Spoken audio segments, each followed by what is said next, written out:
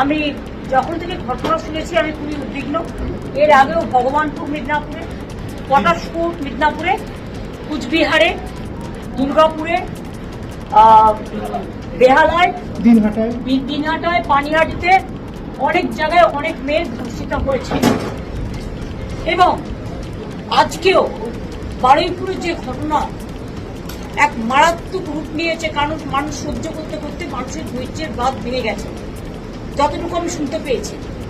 কারণ আমি কোনোদিন জীবনে কোনো দাঙ্গা হাঙ্গামা করার পছন্দ করি না এবং করিনি।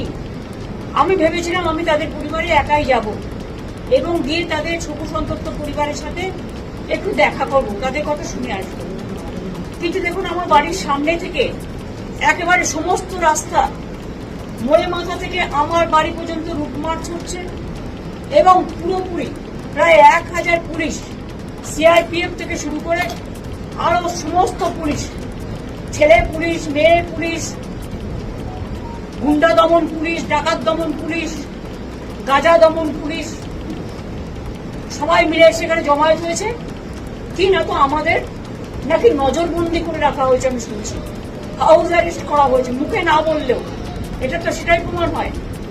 এমন কি ঘটলো যে আমার বাড়ির সামনে রুট মার্চ করতে হচ্ছে? এখানে তো কোনো 144 নেই।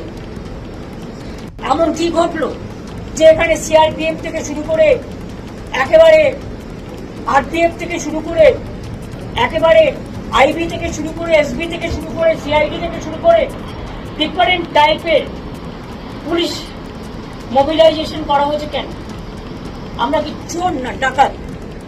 না আমি জীবনে কোনোদিনও দাঙ্গা করেছি? যখনই যেখানে মানুষ বিপদে পড়েছে, এমনকি যেটা নিয়ে আমাদের সকল মানুষ দিন রাত জেগেছে, আমিও কিন্তু মিছিল করেছি, প্রতিবাদ মিছিল, এবং সঙ্গে সঙ্গে আমি তার বাবা মার সাথে কথা বলেছিলাম, তাদের বাড়িও গিয়েছিলাম।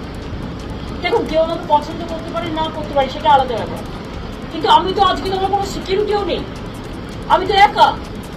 তাহলে আপনাদের আমাকে নিয়ে এত চিন্তা কেন? আপনারা আমাকে বেরোতে দিচ্ছেন না।